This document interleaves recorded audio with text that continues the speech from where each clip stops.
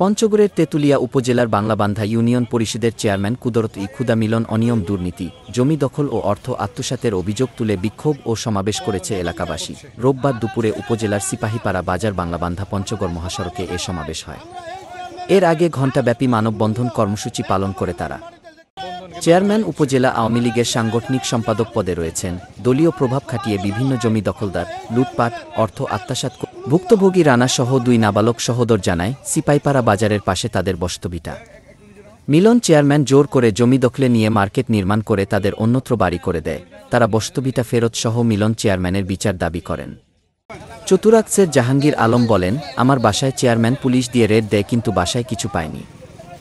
10 মাস পর আমাকে মিথ্যা ইয়াবা মামলায় গ্রেফতার করান এই চেয়ারম্যান এবং এখনও আমি এই মামলায় আদালতে হাজিরা দিচ্ছি। এছাড়াও আরও 2টি মিথ্যা মামলায় আমাকে বাড়ি থেকে ধরে নিয়ে যায়।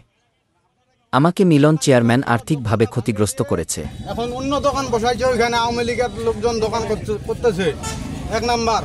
2 নাম্বার, আমি সকাল 10টার দিকে একটা গরু কিনছি, 1টার দিক বেচে আমার কাছ থেকে 30,000 টাকা নিছে এবং পকেটে ছিল 7,000। কে নিছে? মিলন চেয়ারম্যান নিজে নিছে, দোকানটা ও ভাঙাইছে। তারপর আমার পকেটে ছিল 7,000 টাকা, এটা নিচে পরে আমার 700 টাকা শুধু ব্যাগ দিছে। তারপর হোটেলে খাওয়াইছে, সৈকাদেরকে, মেম্বারদেরকে, সবাইকে খাওয়াইছে। সেই বিলটা সহ আমি দিছি বাধ্যতামূলক। আর মিথ্যা মামলা আমার খাওয়াইছে 2টা, এখনো তারিখ দেখতেছি। একটা খালাস নিয়েছি, খালাস পাইছি আমি। মিথ্যা মামলা একসাথে বললে হবে। আমার বড় ভাই মোহাম্মদ রানা, আমার বয়স ছোট। আমি যখন 7 বছর আসছিলাম, আমার ভাই বড়। আমার বাপ অসুস্থ আছিল, আমার বাপকে অনেক জ্বালাতন করছে এই মিলন চেয়ারম্যান। আমার বাপকে অনেকবার বলছে, আমাদের ওখানে একটা জমি আছিল, অনেক কষ্ট করে আমার বাপ ছোট থেকে আমাদের পুলছে। আমার বাপ ভুড়ি বেচত, আমার বাপের নাম মোহাম্মদ সিরাজুল ইসলাম, ওরফে ভুড়ি বেচা। আমার বাপ অসুস্থ, আমার মা অসুস্থ থাকছিল। আমার বাপকে অনেক চেষ্টা করছিল বিপদে ফেলার জন্য, জমিটা দেওয়ার জন্য। জমিটা দিইনি।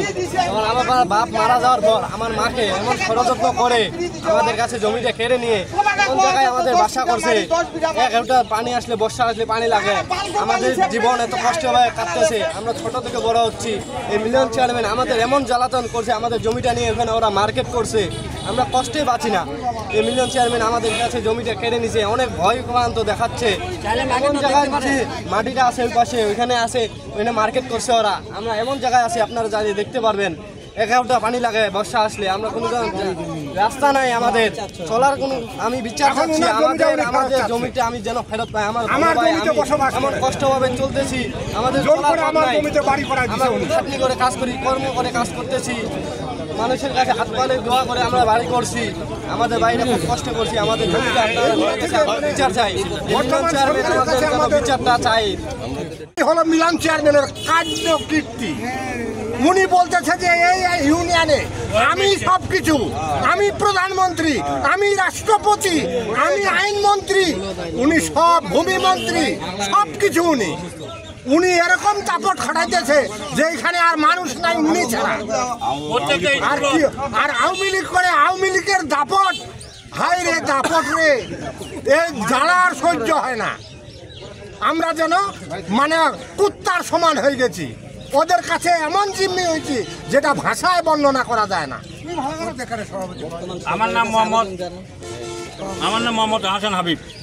আমি 1300 পাশের বাংলাবান্ধা স্থলবন্দরে কর্মরত শ্রমিক। এই আলমও শ্রমিক, আরও কয়েকজন আছে। হ্যাঁ, আমাদেরকে এমনভাবে জিম্মি করে রেখেছে, মনে হয় বাংলাদেশটা অধিক স্বাধীন হয়েছে, এদিক স্বাধীন হয়নি।